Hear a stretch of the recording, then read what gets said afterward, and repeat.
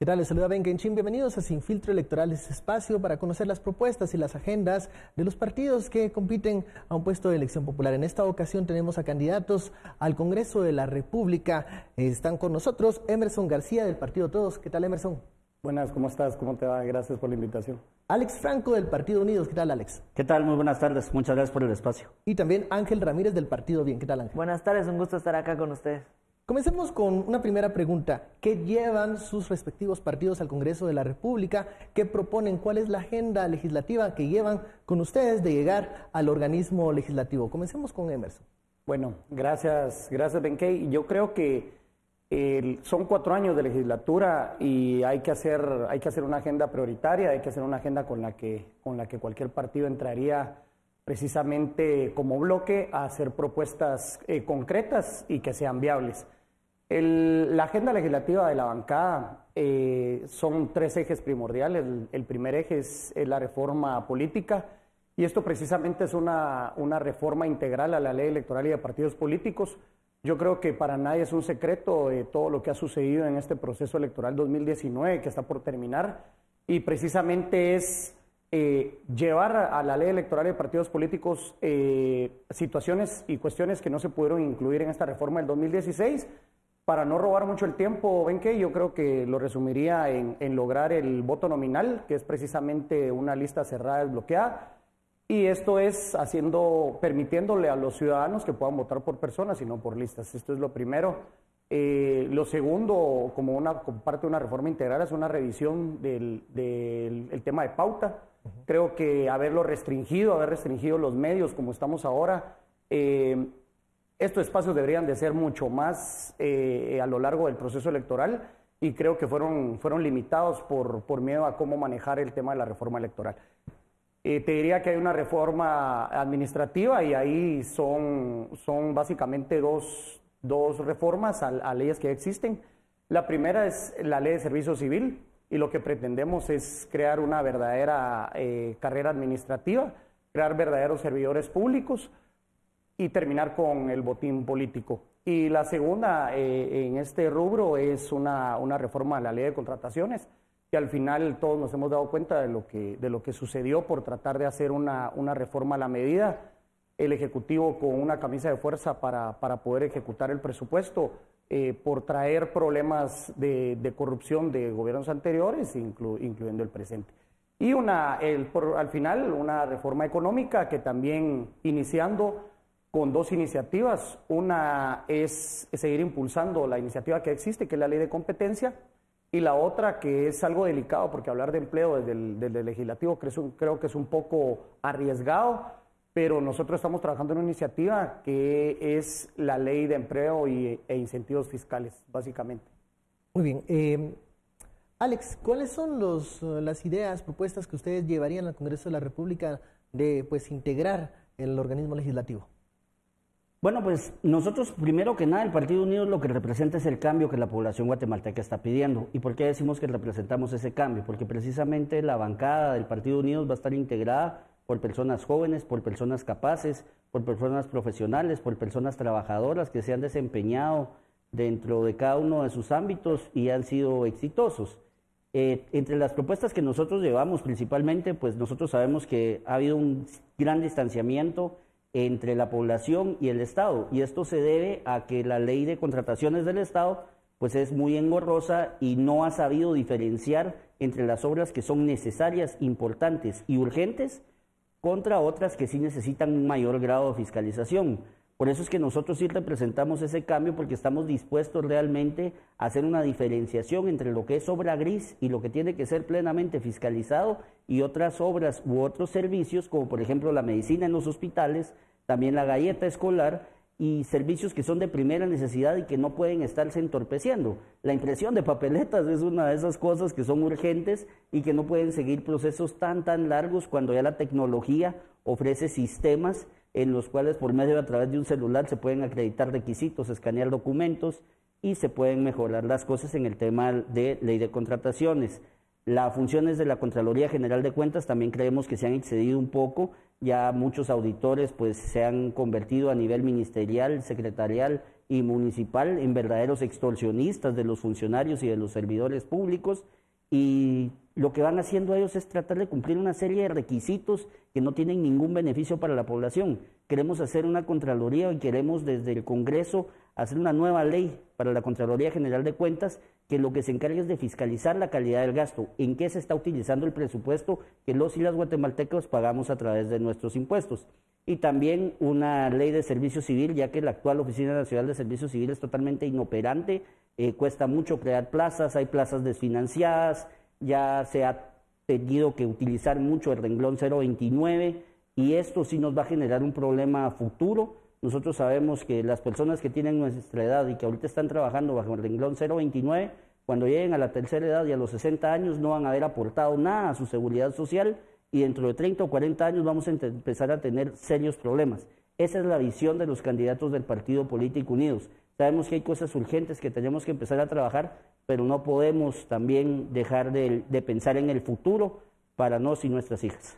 Bueno, Ángel, ¿cuáles son los puntos centrales que ustedes tratarían de llevar a debate al Congreso de la República? Gracias, Ben. Y bueno, pues ahí sí que para nosotros es fundamental tener claras las prioridades. Y de hecho somos el único partido político que no estamos postulando mi nombre presidencial, precisamente porque las prioridades del Partido Bienestar Nacional son claras. Las reformas estructurales del Estado de Guatemala tienen que pasar por el Congreso de la República y por los gobiernos locales. En mi caso, pues yo encabezo el listado de candidatos a diputados de acá de la ciudad de Guatemala, del Distrito Central, soy de la primera casilla, y básicamente lo que estamos proponiendo en el Partido Político Bienestar Nacional son 3 ejes de trabajo fundamentales, que cada uno de ellos está respaldado por un proyecto de ley de reforma estructural del Estado principal. El primer eje de trabajo es el desarrollo humano integral, que está fundamentado en la ley de aguas. No puede ser que Guatemala aún tenga esa deuda pendiente con la ciudadanía guatemalteca, que aún falte esa normativa y esa armonización de la regulación de un bien líquido, del vital líquido como es el agua, y eso es fundamental para nosotros. Alrededor de 26 proyectos de ley han pasado por el Congreso de la República y el Congreso aún sigue con esa deuda pendiente. El segundo eje de trabajo es desarrollo económico sin privilegios y está fundamentado precisamente en la ley de competencia. La ley de competencia ahorita en este momento se encuentra en segunda lectura en el Congreso de la República. Es un acuerdo que tenemos aún pendiente con el acuerdo de asociación con la Unión Europea y que el Congreso tiene que asumir esa responsabilidad para poder cumplir con esas negociaciones que se hicieron con la Unión Europea. Y tercero, es el fortalecimiento de instituciones democráticas, que en su caso pues está fundamentado en la ley electoral y de partidos políticos. Ahí coincidimos con Emerson, que la idea de la ley electoral y de partidos políticos es que después de cada proceso electoral se tiene que hacer una revisión. Estamos aquí viviendo pues un proceso electoral bastante atípico y de diferentes circunstancias de las que veníamos viviendo antes, y tenemos que repensar ciertos componentes de nuestro sistema electoral, como los listados, como la democratización interna de los partidos políticos, la autoridad específica del Tribunal Supremo Electoral sobre todos los temas de materia electoral. Entonces creo que hay 3 prioridades en esos 3 ejes, que obviamente también cuentan con otros proyectos de ley como la Ley de Servicio Civil, como la Ley de Desarrollo Rural Integral. Creo que hay bastante, fortalecer la Ley de Emprendimiento, por ejemplo. Entonces, los 3 ejes para el Partido Bienestar Nacional son fundamentales, están basados en los Objetivos de Desarrollo Sostenible y precisamente lo que busca es plantear una forma de crear más institucionalidad y fortalecer nuestras instituciones democráticas. Vamos a analizar o debatir algunos de los puntos que ustedes han tenido o han mencionado que tienen en común. Uno de estos, escucho, es la Ley de Servicio Civil, la ley o reformas a la Ley Electoral y de Partidos Políticos. Usted hablaba del modelo de elección uninominal, cambiar ese tipo de elección, tal vez para aumentar la legitimidad y la representatividad al momento de elegir a los diputados al Congreso de la República. Pero por allí hay que ir hacia una reforma constitucional. ¿Ustedes entrarían a esa zona?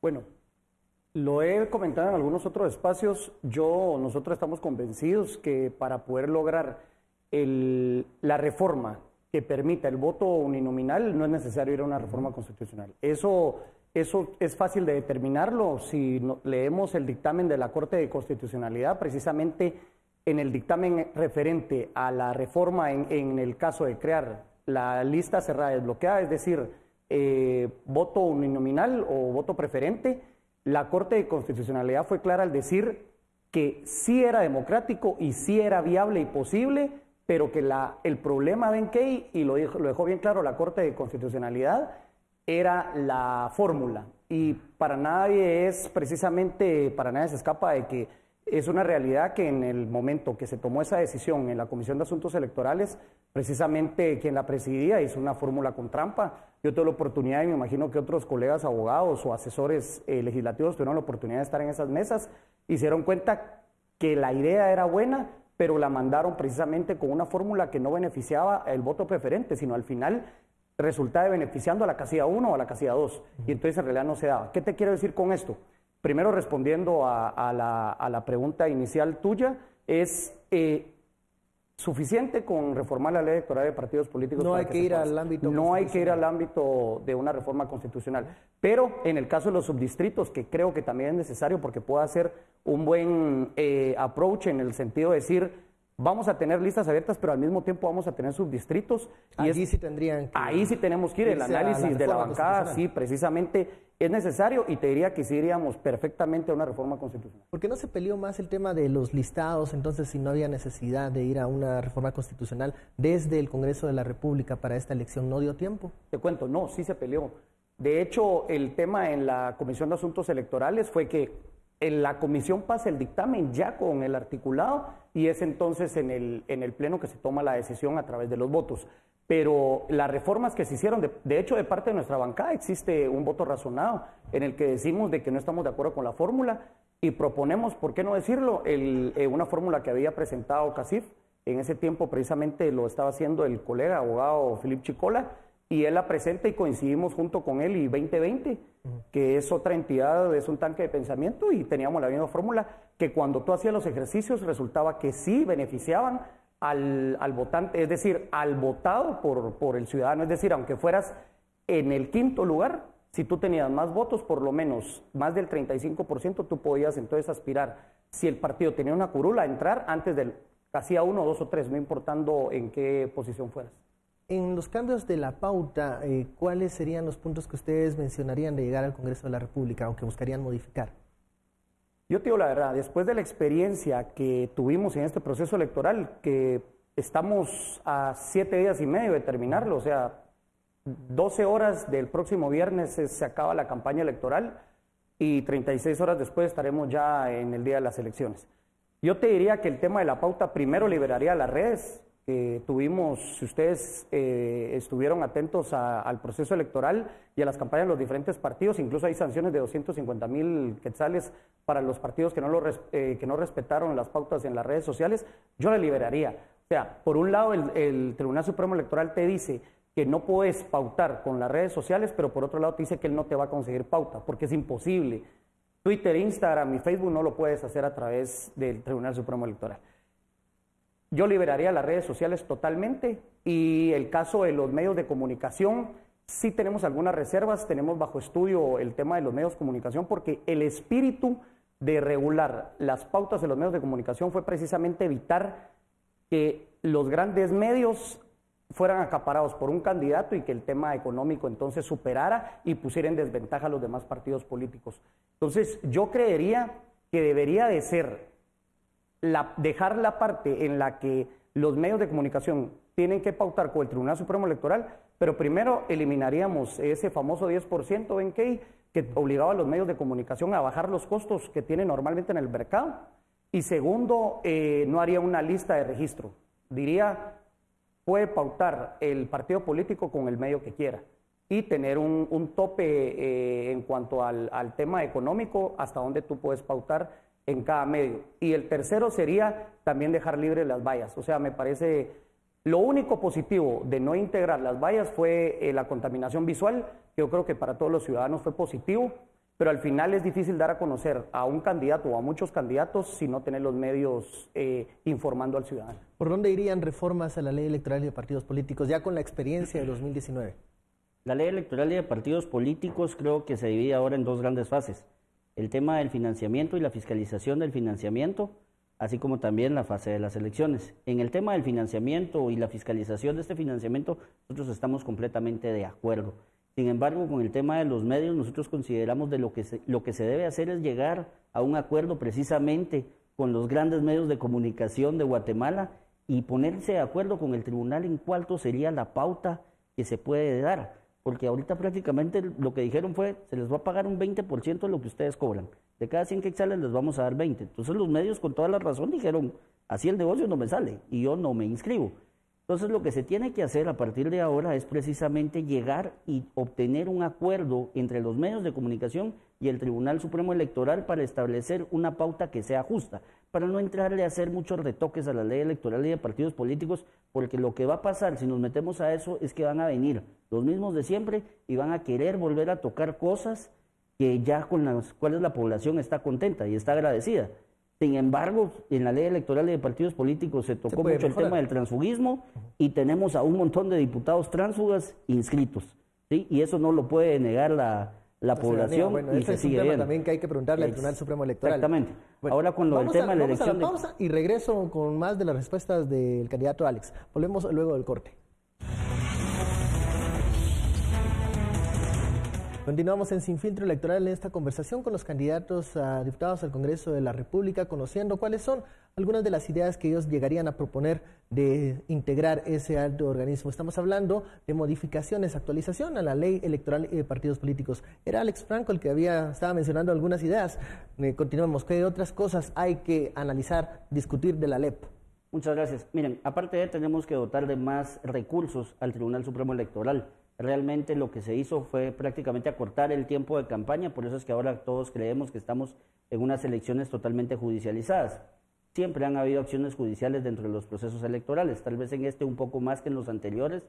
Lo que pasa es de que estamos solamente con 3 meses y con 3 meses de campaña el tribunal tiene que hacer absolutamente el mismo trabajo, procesos de inscripciones, nulidades, etcétera, etcétera. Sin embargo, los que hemos sido fiscales nos hemos dado cuenta que el tribunal no cuenta con instituciones ni siquiera físicas ni personal para realizar la gran cantidad de trabajo que tuvo que hacer, y aparte que ellos fueron aprendiendo junto con los partidos políticos cómo implementar las nuevas reformas, y en algunas cosas se excedieron a inicios del proceso electoral, sacaron un acuerdo en el que prácticamente estaban limitando el poder hacer debates y las preguntas que se tenían que hacer. Para hacer un foro como este prácticamente se tenía que antes que conseguir una autorización del Tribunal Supremo Electoral. Afortunadamente ahí sí los partidos políticos tuvimos bastante incidencia para que esto ya no pudiera prosperar y ellos mismos lo revocaron. ¿Algún otro punto que sería interesante discutir de la LEP? Con eso estamos suficientes. Bueno, miren, el tema yo ahí sí voy a discrepar un poquito con Emerson en relación a la elección nominal. El artículo 157 de la Constitución pues es bastante claro e indica que los diputados se eligen por distrito. Los distritos, cada uno representa un departamento, a excepción de Guatemala, que el municipio del mismo nombre representa el distrito central y los municipios el otro distrito. Sin embargo, el 157 de la Constitución es muy claro y establece que esa es la forma en la que se eligen diputados, por distritos, y también hace la aclaración de por lista nacional. Entonces, para hacer ese tipo de reformas, yo creo que sí habría que entrar a hacer una reforma al 157 constitucional. Una reforma constitucional, entonces, para poder tocar el tema de la elección de los diputados. Menciona el candidato Alex. Vamos con Ángel Ramírez. ¿Cuáles serían estos puntos en esa mesa de actualización famosa que se ha mencionado mucho, donde se va a revisar qué funcionó, qué se puede mejorar de la ley electoral de partidos políticos? Bueno, desde el Partido Bienestar Nacional consideramos que hay 2 áreas fundamentales para poder hacer los cambios en la ley electoral y de partidos políticos. Y es una ley tan importante porque es la que determina el canal de acceso que tienen los partidos o los ciudadanos para poder llegar al poder. Esos 2 factores importantes o 2 grandes áreas son, primero, la representatividad y la construcción de una institucionalidad que fortalezca y favorezca la representatividad de las personas. Esto tiene que ver precisamente con listados desbloqueados, cerrados y desbloqueados, y tiene que ver también, y la postura del Partido Bienestar Nacional es muy clara en este sentido, es que vamos a impulsar también una reforma buscando una ley de cuotas y una paridad política para pueblos indígenas y para mujeres. Y la segunda área tiene que ver con el financiamiento electoral. Nosotros somos claros en que el financiamiento de la política es precisamente una de las claves determinantes para la calidad democrática que tenemos. ¿Por qué? Porque de eso dependen los intereses que llevamos como funcionarios al momento de acceder al poder.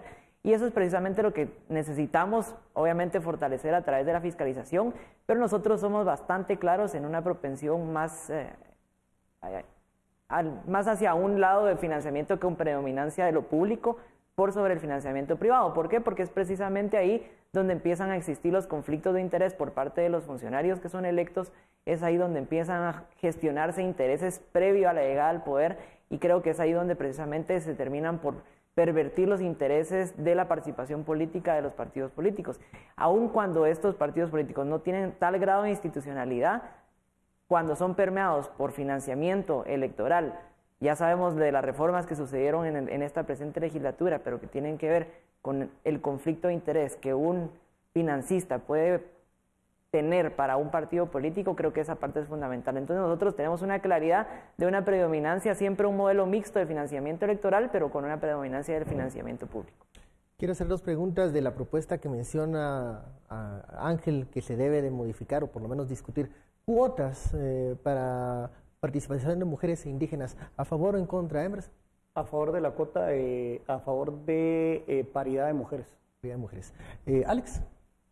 Nosotros consideramos que todas las personas tienen capacidad para poder demostrar los intereses políticos que ellos tienen, y nuestro partido pues es un partido, su dueño es el pueblo de Guatemala, y todos tienen la opción de poder participar como nuestros candidatos. O sea, no hay una necesidad de una cuota para eso. No hay necesidad de una cuota. Responde. Sí, solo con una cuestión importante para ponerlo en debate con Emerson también.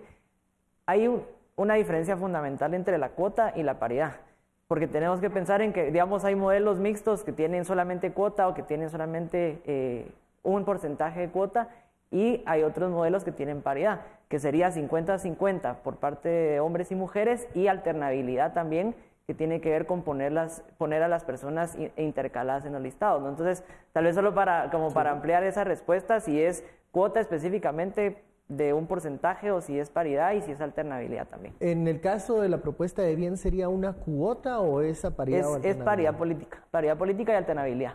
¿Ustedes entonces estarían apoyando? Paridad. Sí, yo lo decía. 50-50. 50-50. Y aprovechando lo que dice Ángel, al 50-50 nosotros lo que hemos pensado y se ha hecho un análisis. Primero, el tema no pasa por capacidad de las mujeres, sino el tema pasa por oportunidad de las mujeres. Y ese es el verdadero problema. Si no se hace de manera obligatoria con el tema de paridad, no vas a lograr entonces que empiecen a tener esos espacios y ellas vayan generando las oportunidades dentro de ellas mismas, y sea el mismo sistema el que las vaya manteniendo, y después que se vuelva algo ya normal para los partidos. Y recordar también que el tema aquí es ¿qué quiere el ciudadano? Cuando el ciudadano empieza a ver la participación de las mujeres, los mismos partidos lo van a hacer de manera natural. Y entonces ya no vas a tener que tener cuotas, y a eso iba precisamente en el tema de la paridad, que podría hacerse incluso un tema de paridad temporal, es decir, hablar de 1 o 2 elecciones, o de 2 elecciones para dejarlo concreto y claro, porque estoy convencido que después de 2 elecciones, estás hablando de 8 años de participaciones de las mujeres con la paridad. Creo que los mismos ciudadanos lo pedirán y los partidos políticos lo tendrán que ofrecer. Una pregunta para ambos que están hablando del tema de cuotas. ¿Qué porcentaje de candidatas mujeres lleva el partido Todos? A nivel nacional. ¿Con el listado que usted participa? Yo estoy hablando como de fácil, más de la mitad. Yo te podría decir que si tenemos de 19, tenemos inscritos 14, tenemos alrededor de 7 mujeres participando. ¿En bien cómo está la participación de mujeres? En el distrito específico que yo pertenezco son 4 hombres y 3 mujeres. Excelente. Ya vamos en esa vía, entonces lo vamos a contrastar en un momento. Sí. También otro tema, financiamiento a los partidos políticos. Ángel habla de un modelo mixto. ¿Ustedes cómo estarían pensando proponer el financiamiento? ¿Siempre dándole una primacía al financiamiento público o al financiamiento privado? Sí, convencidos que de la misma manera, creo que por lo menos en 2 o 3 elecciones debe predominar el financiamiento público. Convencido, totalmente. Alex, ¿qué modelo de financiamiento sería el más adecuado? Tiene que ser un financiamiento público. Eso le va a garantizar a la población guatemalteca que no haya conflicto de intereses entre las autoridades que ustedes están eligiendo y que van a ser totalmente transparentes y que precisamente van a tratar de gobernar. Quisiera agregar algo sobre el tema que tratamos anteriormente. A pesar de que nosotros consideramos de que cada persona puede manifestarse a través de su propia capacidad, el Partido Político Unidos, sin entrar a ver los temas de paridad o de cuotas, somos el partido que más participación de mujeres lleva a nivel nacional, con casi un 32% de mujeres integrando nuestras alcaldías y corporaciones municipales.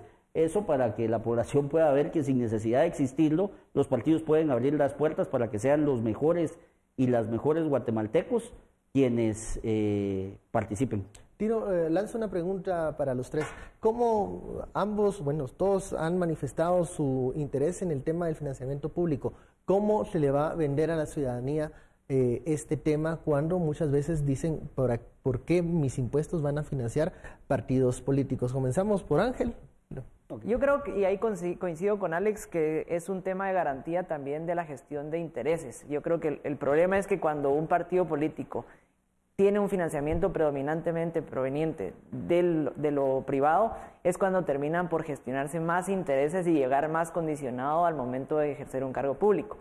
Por ejemplo, y eso hay otros sistemas políticos que lo han demostrado, casos como la ley del lobby en Chile, por ejemplo, que muestra la gestión de intereses que proviene de financistas de campaña que han apoyado a diferentes partidos políticos que llegan al Congreso y que en la agenda política de los diputados está claramente definido un interés particular de parte de las empresas. Entonces, creo que ahí es un punto fundamental en donde tenemos que tener claridad que a la ciudadanía le tenemos que dar garantía de la participación política, tenemos que darle garantía de la representación de sus intereses y no poner al Estado a trabajar en favor de intereses particulares o de intereses sectoriales que pueden ir en detrimento de la calidad de nuestra democracia. Bueno, vamos a la pausa y regresamos con las respuestas de los otros dos candidatos que dicen apoyar también el financiamiento público, pero ¿cómo se va a ofrecer esto a los ciudadanos como una garantía de estar lejos de esos lobbies, de esas presiones de algunos sectores? Volvemos luego de la pausa.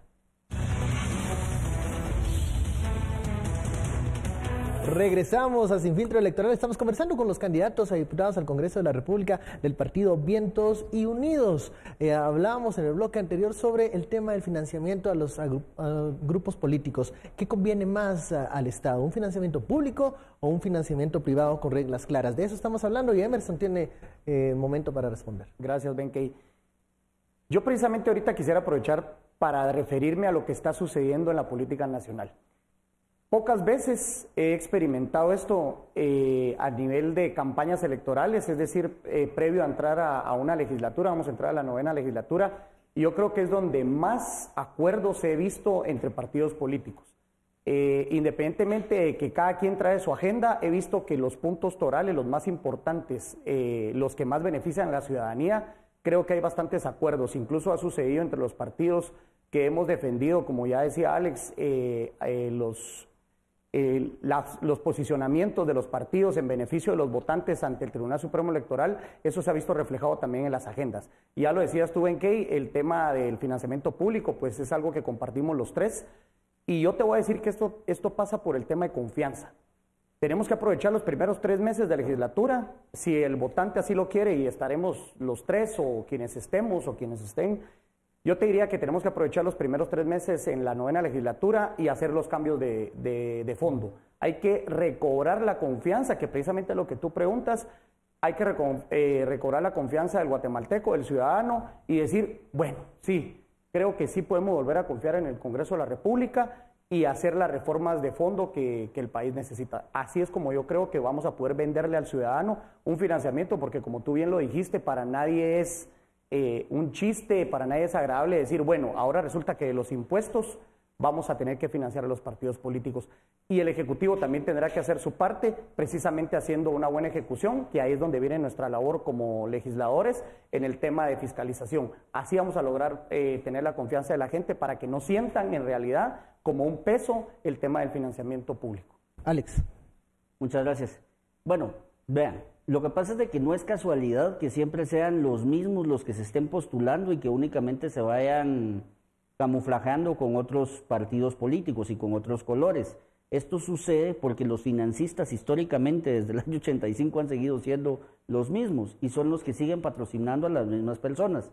Un tema de financiamiento público a usted ciudadano, a usted ciudadana, lo que va a hacer es que le va a dar una opción de participar en el partido que usted mejor lo considere, sin tener que pensar en cuánto voy a tener que gastar, cuánto voy a tener que invertir, cuánto me van a pedir los partidos políticos. Lo que tratamos de buscar con esto es precisamente que ya no existan grandes financistas que sean los que incidan en las decisiones que nos afectan a todos los ciudadanos en nuestro día a día. Lo que nosotros buscamos con esto es precisamente parte de lo que se está dando ahorita con los temas de los medios, con los temas de las vallas, que ya pues estoy seguro que los ciudadanos guatemaltecos están contentos de ya no verse tan saturados con un tema de campaña electoral. Sin embargo, se ha reducido mucho el espacio para que podamos dar a conocer nuestras ideas y nuestros planes de gobierno. Entonces, la forma en la que la ciudadanía puede estar contenta es que esto es lo que representa el verdadero cambio. Esto es lo que va a hacer que ya no sigan los mismos, porque los guatemaltecos buenos, los que tenemos buenas intenciones y los que queremos hacer cambios de verdad, vamos a poder participar sin tener que estar pensando en cuánto es lo que tenemos que aportar para una campaña electoral. Nuestro candidato a presidente siempre lo dice en sus discursos, y es que para que exista corrupción tiene que existir alguien del lado del Estado que se corrompa, pero también existe un corruptor, y ese corruptor es precisamente quien tiene el dinero para poder corromper a las otras personas. Solo quisiera agregar algo importante ahí. Creo que también para explicárselo mejor a la ciudadanía también es importante recordar lo que ya ha sucedido. El informe de la CICIG mostró cuál era el modelo de financiamiento de los partidos políticos en las campañas anteriores. Era financiamiento que venía de intereses particulares y que iba a apoyar a los partidos políticos en sus finanzas, y que ahí era donde precisamente surgían los delitos del financiamiento electoral ilícito, el financiamiento electoral no registrado, que es el que tenemos actualmente. Entonces, para explicarlo mejor es, si queremos cambiar la forma de participación política, si queremos cambiar la calidad de los representantes que querramos tener en el Congreso de la República, tenemos que también cambiar las fuentes de financiamiento que estos tienen dentro de sus partidos políticos. Otro de los puntos que ustedes han tocado y que es uno de los puntos en agenda que ustedes abordarían de llegar al Congreso de la República es la Ley de Servicio Civil. Para nadie es un secreto que hay un desorden de cuánto personal contrata el Estado, y muchas veces este es uno de los principales botines cuando se llega al poder, incluso cuando se llega al Congreso de la República. Vemos las oficinas de los diputados, parecieran ser oficinas de empleo. ¿Qué hacer para ordenar, hacer un censo de trabajadores públicos? ¿Cómo primar la meritocracia dentro de este sistema? ¿Qué hacer con el tema de las contrataciones irregulares? ¿Por dónde deberíamos de comenzar a ordenar la casa? Gracias, Benquey. Yo le decía precisamente cuando mencionaba el eje administrativo, y eso precisamente pasa precisamente para crear verdaderos servidores públicos, crear una meritocracia que haga que precisamente los puestos de dirección, porque no es únicamente los puestos más bajos, sino los puestos de dirección, jefaturas, direcciones, subdirecciones, dejando algunos puestos de confianza como ministros y viceministros. Estos puestos técnicos, pero que también al mismo tiempo son de decisiones, deben de ser creados a través de una meritocracia que no debe tener que ver absolutamente nada con un tema de cambio de gobierno. Lo que se debe hacer entonces es una auditoría del recurso humano, es decir, crear en cada institución una auditoría al nomás empezar el gobierno, y precisamente lo que se debe hacer es, con base en esta auditoría, poder sacar la realidad de qué puestos son necesarios, cuáles no, e iniciar un proceso. A veces es un poco duro cuando se habla de despidos, yo creo que a nadie le gusta escuchar eso, pero por lo menos deberíamos de comenzar con el tema de contrataciones. Voy a mencionar el ejemplo de la reforma a la Ley de Servicio Civil del Congreso de la República. Precisamente ahí sí lo pudimos ver, se limita el acceso a las contrataciones, se limita también la permisibilidad que tenían las juntas directivas de volver un 011, iniciándolo con un 029, y así es como se crean plazas permanentes sin control. Entonces yo creo que sería un buen ejemplo iniciar por ahí en el Ejecutivo, precisamente poniéndole un alto a la creación de plazas nuevas, comenzar por ahí. Segundo, por la auditoría de recursos humanos, que lo dije. Y tercero, precisamente creo que sí va a tocar hacer una serie de reordenamiento y reestructura del recurso humano, y eso tendrá como fin último reducir la cantidad de empleos en la administración pública. ¿Qué opina de la contratación de plazas fantasmas en el Congreso de la República, que ha sido incluso un tema que ha llegado a tribunales, o de la contratación irregular que se da muchas veces en el organismo legislativo? Sí, yo creo que precisamente en estos últimos 3 años que el Congreso de la República, que esta octava legislatura lleva, después de la reforma de la Ley Electoral y de partidos políticos, es más fácil determinar esas plazas fantasma. se hizo una reducción de cuántos asesores y cuántos asesores puede tener un miembro de junta directiva, cuántos asesores puede tener una comisión de trabajo. Se creó precisamente la dirección de estudios legislativos. Esto quiere decir que habrá un asesor para cada comisión y entonces será algo técnico y no lo tiene que contratar el diputado. Creo que es nefasto para el Congreso de la República la existencia de plazas fantasma. Una plaza fantasma básicamente es una persona que solo aparece en un contrato de papel, pero que en realidad no presta su servicio a la institución. Creo que eso es robarle al Estado, definitivamente.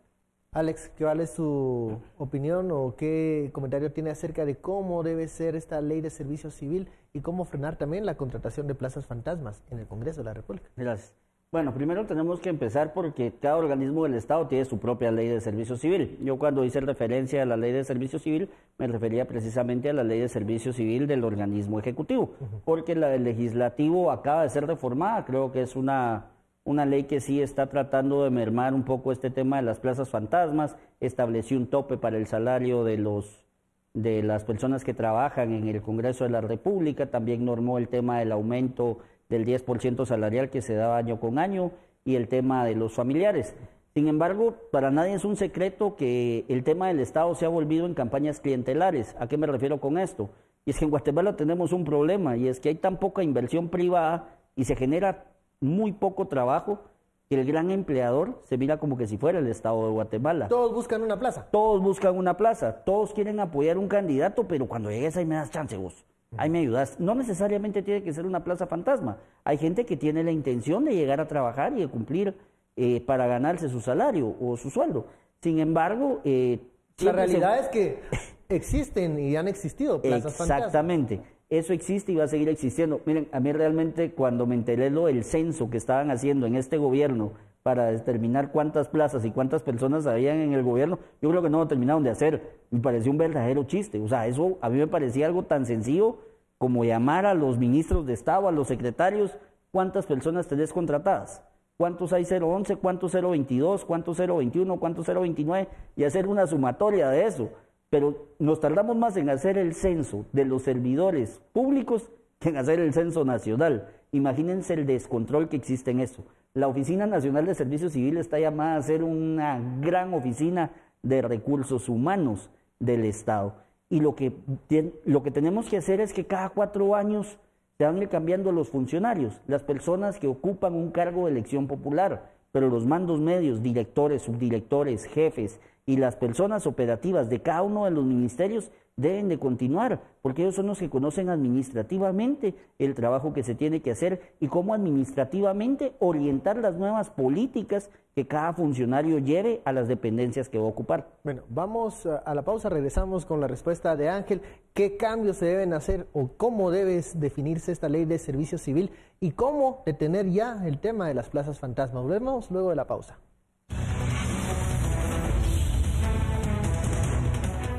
Regresamos a Sin Filtro Electoral, estamos conversando con los candidatos a diputados de los partidos unidos, todos y bien. Hablando de la ley de servicio civil, ¿cómo debería ser esta normativa para poner orden en el Estado? Ángel. Que hay que considerarlo en los diferentes niveles y en la ley de servicio civil para cada una de las instituciones y organismos de Estado, e incluso ya hay presentado en el Congreso de la República una ley de servicio civil municipal. También creo que también ese es un área que hemos olvidado por el gran tamaño que tienen nuestros 3 organismos de Estado, pero que también las municipalidades implican un gasto fuerte en temas de contrataciones. Y el segundo punto que tenemos que considerar y que es el más fundamental, y afortunadamente yo he tenido la experiencia de trabajar en este tema específicamente en el Congreso de la República, es la transparencia con que se manejan los puestos y las plazas dentro de las diferentes instituciones públicas. Recordemos el año 2016. Antes del año 2016 era imposible conocer cuáles eran las plazas del Congreso de la República. Hasta que en el año 2016 se publicaron por primera vez todos los salarios y todas las plazas, ahí pudimos conocer cómo estaba realmente el Congreso de la República en el sentido de cuántos estaban contratados. Y yo creo que eso, así como sucede en el Congreso, está pasando en cualquier otro ministerio, a pesar de que tenemos la ley de acceso a la información pública. No por estar publicando todas las plazas permanentemente podemos entender realmente cómo está funcionando el sistema de servicio civil. Y ahí yo creo que uno de los puntos más fundamentales que tenemos que tener en cuenta es un sistema integrado de funcionarios públicos, un sistema de información integrado a funcionarios públicos que puede ser a partir de la base de un censo o puede ser a partir de la construcción de la expansión de guatenóminas, por ejemplo. El Congreso de la República no tiene un sistema de control más que el sistema interno del Congreso de la República para poder tener un control sobre las plazas que tiene. Entonces yo creo que el factor transparencia y rendición de cuentas es fundamental en una cuestión tan importante como el servicio civil del Estado. ¿Se siguen dando en el Congreso de la República plazas fantasmas hoy por hoy? Yo consideraría que es muy probable que sí. Que continúa ese problema. Otras preguntas que tenemos acá pendientes.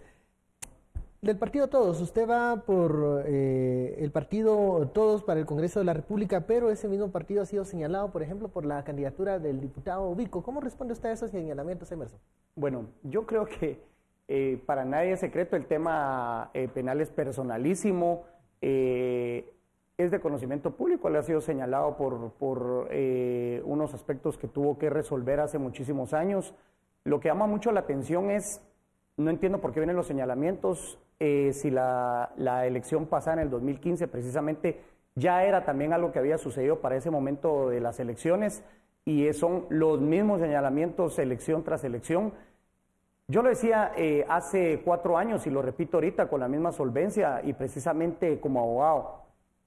Se cumple una pena y con esa pena cualquiera que sea, precisamente no se puede tener a una persona que haya cumplido una pena privado de sus derechos políticos el resto de la vida. No existen ese tipo de penas ad perpetuum. ¿El 113 entonces se está aplicando mal la idoneidad y la honorabilidad? Bueno, el tema del 113 es que también es un tema totalmente subjetivo. ¿Quién dice quién es honorable? ¿Quién dice quién es idóneo? Si hablamos de idoneidad, tenemos que referirnos, uno, a las prohibiciones que establece la Constitución, la ley electoral y la ley de probidad, y dos, si existe algún tipo de requisito que no esté cumpliendo. Toda vez cumpla los requisitos y no esté dentro de las exenciones o de las prohibiciones que tiene para poder optar al cargo, debería de ser idóneo. Alex, ¿qué opina del 113 y cómo se está aplicando? Unos sí, otros no. Mira, la verdad es que sí, las actuaciones del tribunal han sido bastante discrecionales, al punto que yo comentaba antes de que empezáramos que a mí mi credencial me la entregaron hasta el día martes y soy candidato por lista nacional. Y hasta el día martes me dieron mi credencial. Sin embargo, el tema del 113, en el tema de la honorabilidad, pues creo que sí queda muy subjetivo al criterio de los magistrados de turno y que han tomado decisiones en algunos casos a favor y en otros casos en contra. Sin embargo, el 113 no habla solamente de la honorabilidad, también habla de la capacidad.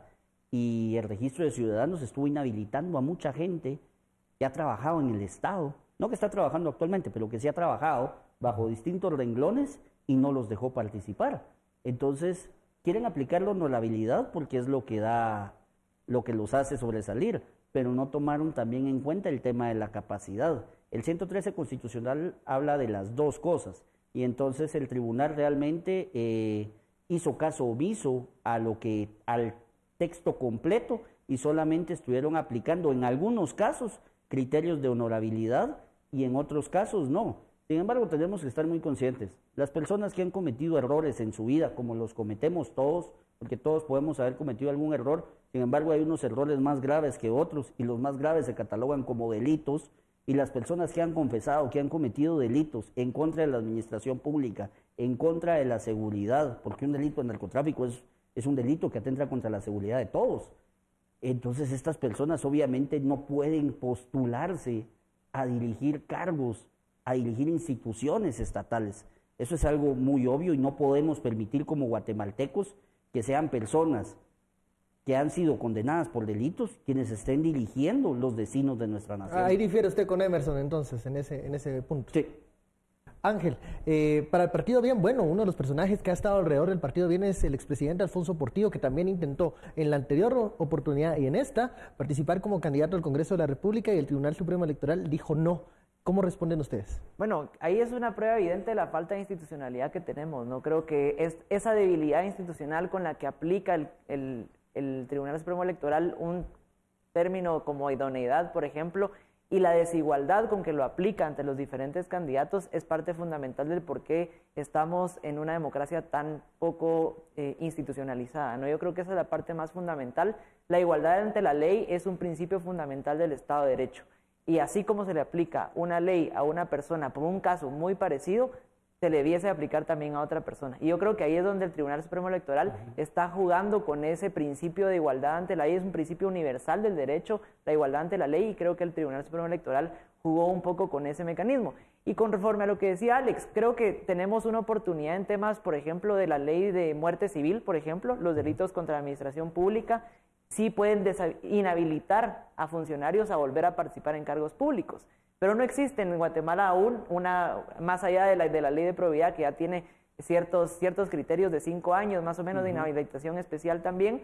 Pero si queremos realmente que las faltas a la administración pública se conviertan en un incentivo para que no se transgreda la administración pública en el ejercicio del poder político, tenemos que implementar leyes como la ley de muerte civil, que precisamente Andrea Villagrán, candidata a diputada de nosotros también, ya presentó también un proyecto de ley de 20 años de inhabilitación especial para funcionarios. Entonces, creo que ese principio de falta de igualdad ante la ley y el no contar con otra norma que permita entender cuál es ese criterio de idoneidad nos sigue dando una falta de instituciones claras para aplicar la ley. Bueno, vamos al minuto de oro para los candidatos, se los había prometido. Comenzamos con el minuto para el candidato Emerson. Bueno, gracias Benkei, gracias también a Prensa Libre Guatevisión.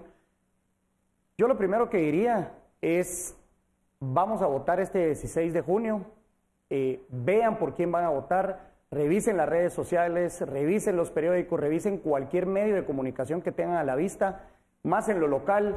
Conocen a quiénes son sus autoridades, conocen quiénes son los candidatos, es el vecino, es el de la esquina.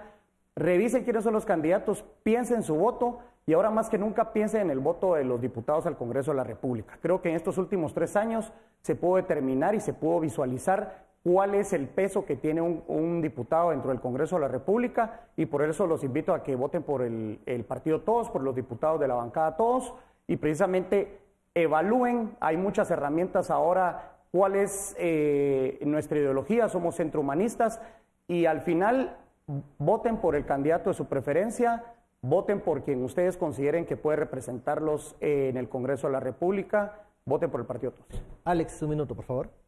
Muchas gracias. Los guatemaltecos este 16 de junio tenemos una responsabilidad histórica nuevamente para cambiar los destinos de esta nación.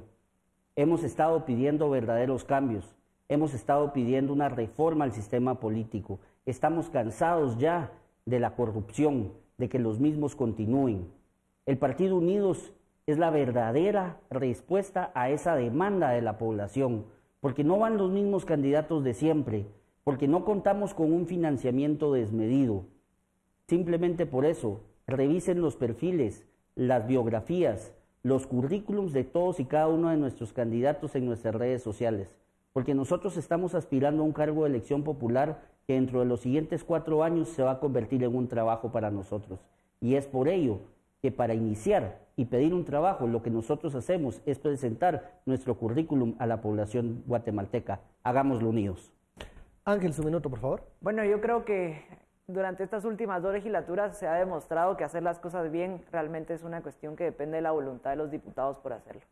Ahí es donde nosotros como bancada Bienestar Nacional, como Partido Bien, estamos postulando a los mejores hombres, las mejores mujeres, encabezando los listados, integrando sus listados, para que precisamente podamos construir un Congreso que vuelva a trabajar por el bienestar de la población y no por intereses particulares y de forma egoísta a proyectos exclusivamente políticos o politiqueros que quieren hacer del Congreso un negocio más. Por eso es que nosotros desde el Partido Bienestar Nacional queremos construir un Congreso más cercano, más transparente con las personas para poder conectar y reconstruir esa confianza que el ciudadano puede llegar a tener con sus representantes. Hacer las cosas bien es una cuestión de voluntad y queremos demostrarlo en el Congreso de la República, haciendo las reformas y los cambios que nuestro Estado necesita para que toda la ciudadanía tenga una mejor calidad de vida y un verdadero bienestar en sociedad. Bueno, estamos. Muchísimas gracias, Emerson, Alex, Ángel, por esta conversación sobre las visiones que tienen sus agrupaciones políticas ya en vistas a esta elección del 16 de junio. Muchísimas gracias. A ustedes muchas gracias por su sintonía y preferencia. Esto fue Sin Filtro. Nos vemos.